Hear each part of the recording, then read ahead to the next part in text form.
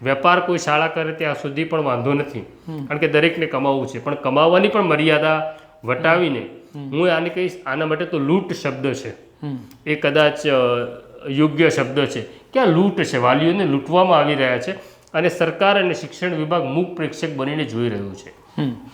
પણ તમે આ જે વાત કીધી આ તો સ્ટિંગ ઓપરેશનમાં બહાર આવી છે, પણ ત્યાંના પેરેન્ટ્સ એ લોકોએ કશું અવાજ ઉઠાવ્યો છે, એ લોકોએ કોઈ રજૂઆત કરી છે? કારણ કે આ પાર્ટી એ પણ છે. પણ મને એક ખાલી આનું રિસર્ચ કરતાં એક વિગત એવી મળી હતી કે અગાઉ પેરેન્ટ્સે ફી વધી હતી ત્યારે સ્કૂલનો વિરોધ નોંધાવ્યો હતો, ત્યારે સ્કૂલમાં કોઈ આનું પગલાં નહોતા લેવાયા. તો આ જ તમે જે કહો છો એ રાજકારણ જ કારણ છે? 2-3 વસ્તુ આમાં ભેગી થાય છે.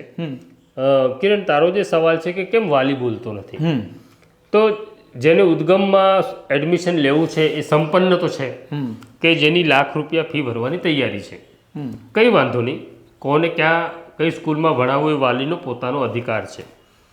પણ નિયમ જે છે કે ભાઈ ટ્યુશન ક્લાસ છે એ સ્કૂલમાં ન ચાલી શકે,